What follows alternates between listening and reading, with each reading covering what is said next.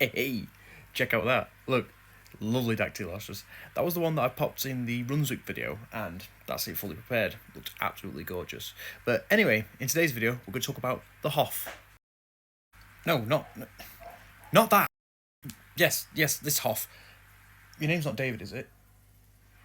Never mind. How we doing, everybody? Hope you're having a fantastic day, particularly in the UK. It's lovely and sunny out there, so if you're inside, get yourself outside. Come on. Let's go enjoy the sunshine, eh? Now, in today's video, I thought I'd cover a subject that's not really talked about that much. I think it's actually quite interesting and gives us a good lesson in mosasaur paleontology, and that's the Mosasaurus hoffmannii, Mosasaurus maximus situation. So before we get into the situation, a brief rundown on what Mosasaurus is.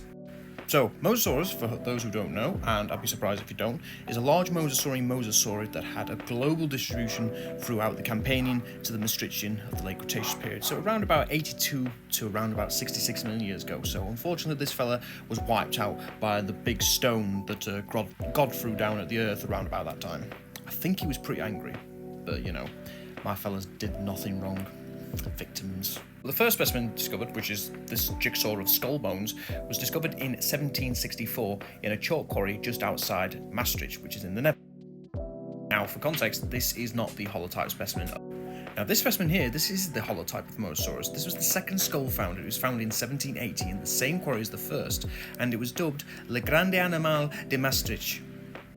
My French isn't that great, but don't care.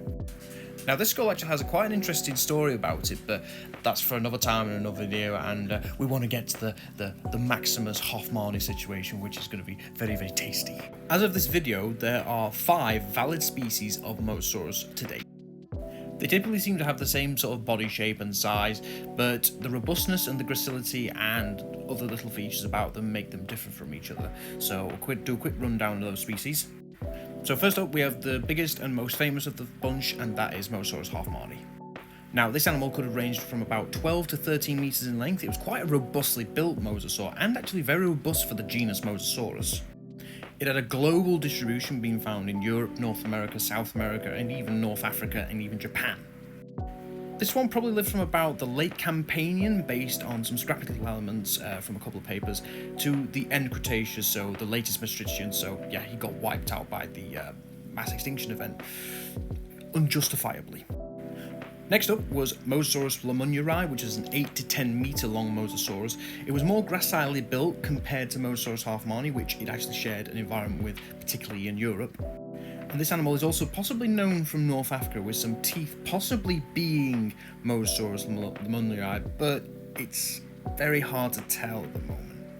So this species of Mosasaurus ranged from the Campanian to the latest Maastrichtian, so again, probably saw the end of the Cretaceous and that big stone was heading towards it. Next up is Mosasaurus missouriensis, which, funnily enough, doesn't just live in Missouri in America, but it also lived in Canada. This is another gracile species of Mosasaurus. It was about 7 to 9 meters in length, but this one's only been found in the late Campanian stage. Another gracile species of North American Mosasaurus was Mosasaurus conodon, which was about 8 meters, so similar size to missouriensis, but this one actually lived during the Maastrichtian, possibly maybe the late Campanian, but we're a bit unsure on that one. And finally, we have Mosasaurus bugei, which is another sort of slenderish species. The adults do get a bit robust as they get older. This animal is about 10 meters in length, and it's known from areas such as Morocco, North America, and South America, so had quite a wide distribution compared to some of the other Mosasaurus species.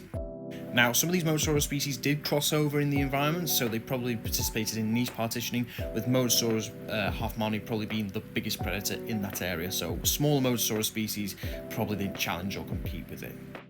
But anyways, enough about these Mosasaurus species, let's go to Maximus. No, not that Maximus. Yeah, this Maximus.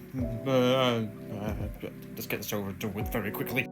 So Mosasaurus maximus was first described in 1869 by E.D. Cope, infamous opponent of O.C. Marsh during the Bone Wars. Now, Mosasaurus maximus was differentiated from Mosasaurus hoffmannii, having slightly differently shaped quadrate bones, coronoid bones, premaxillary bone, and the robustness of the bottom jaw, as well as more prominent faceting on the teeth.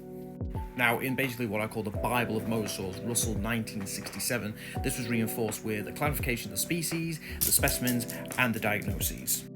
However, Russell did actually note in that paper that Mosasaurus hoffmannii and Mosasaurus maximus must have been very nearly related, so there was clues there, but Russell didn't seem to connect it all the way.